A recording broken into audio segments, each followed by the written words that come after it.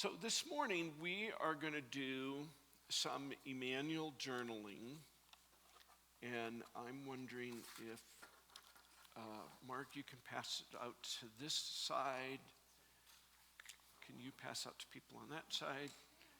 And if you've been around very long, you've seen this sheet. We've done this a number of times. It's called Immanuel journaling. And if you have never done Immanuel journaling, it would, there is the chief verse I think of is in John 10, where Jesus said this: "My sheep hear my voice." And so if we think about that, that is just, it's just like an understood thing that if you're one of Jesus' sheep, that you hear my voice.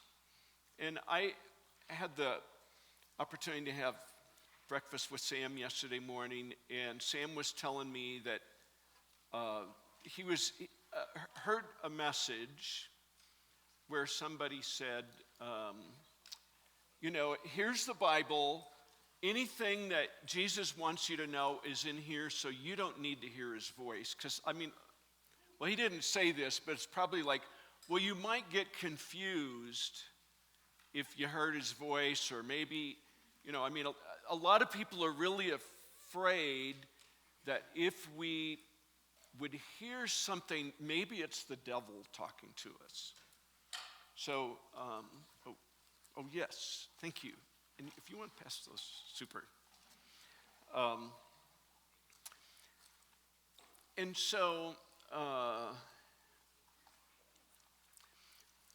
But the fact is, Jesus said, "My sheep hear my voice." So I think we can just assume that if Jesus said that would be the case. So if you've never done this exercise of Immanuel journaling before, I'll give you a real brief overview of how this works. And so there is this thing in brain science called a mutual mind. And if you didn't get a pen, there's some more up here on this chair. A mutual mind that two people can actually communicate with each other without using words. Audible words. And sometimes God will speak in an audible voice. For most people, that's kind of rare. But when we say, "Jesus, I'd like to have a conversation with you," and we ask him a question, and then if you have a thought come to your mind, okay, maybe it's your thought, maybe it's the devil's thought, and maybe it's the Lord. Okay. Let's just assume that it's God. All right? Now, there are times when I get an attack from the evil one and I just start thinking lustful, negative, horrible things. And I'm like, well, this is not of God, And it says in 1 John, test the spirit. So, if you're hearing something like that, that's okay. Sometimes there is spiritual warfare, and we experience that. But there is grace today, this morning, for you to hear God's voice. And so I'll just kind of go through this sheet. The first one is think of something you're grateful for. And that kind of helps, gratitude helps us get in touch with what's going on inside of us and get a connection established with God. And then the second one is take a moment to listen to God's response and write down your impression of how God would respond to you. So if we express our gratitude to God and then we just listen and a thought comes to our mind, it might be something like, "Hey, I appreciate you taking the time to be with me. That blesses me," or whatever it is. if a thought comes to your mind, why don't you just, you can ask, especially if you're new in doing this, well, I don't really know if that's my thought or God's, but just why don't you assume that it's God's and write it down. Then go into the second page. Imagine God seeing your situation, environment, movement, inner experience, etc. So this is where basically it's like if there's something going on with you right now, and God says, I can see you. So now we're like communicating to God, hey, this is something that's going on with me. Maybe there's something bothering you, or you have a question or a big thing going on. And we tell that to God, and then in this part, we say, oh, maybe God sees me. And we have a sense, okay, he can see what we're going through. And we write down God seeing what we're going through. And then similarly, imagine God hearing your thoughts that are spoken and unspoken. And then we kind of listen to God and say, okay, God is saying, I hear you. I understand. So what's happening here? Going on to the third one is kind of the similar. Imagine God who knows you well, validating your experience with compassion. Now we're experiencing God, understanding how this is for us. And so we'll just listen to what God has to say, be writing it down. And then imagine God calling your name lovingly and simply enjoying being with you. How do you perceive God might be with you and speaking to you in a kind, tender way? Take a moment and enjoy his loving presence. And listen to what God says. I am glad to be with you, and I see your weakness tenderly. And just like, okay, if you're sensing something, write it down. Then on the last page, imagine God assuring you that he has the power to help you and give you everything that you need. And we hear God saying, I can do something about what you're going through. And write that down. So what we're going to do is take about a half an hour, 20 to 30 minutes, to just interact with God. If you want to stay right in your seat, you can. If you want to move your chair and get in a corner or go outside or whatever, wherever is the best place for you. And we're going to do this as a community, all interact with God individually. And then we're going to get back together. And interestingly, this morning, I was reading in Luke 1 about how the angel appeared to Mary and gave her this amazing story and about how she was going to bear the Christ child. And then immediately she went to see her relative Elizabeth. And as soon as they connected, the baby that was in Elizabeth jumped for joy, and Elizabeth. So Mary had this God encounter. She shared it with Elizabeth. And like there's this energy going between the two of them. And, if you've ever been in around a campfire, and the campfire's growing a little dim, and you take two logs and you put them right next to each other with a little bit of space, what happens is both logs start radiating heat on each other, and the fire gets going. I mean, it's interesting that's how campfires work, is that they need to be right next to each other, and then the heat starts going back, and that's when the fire really gets going. And that's what happened with Mary and Elizabeth, is that Mary shared that she had had this encounter with God, shared it with Elizabeth.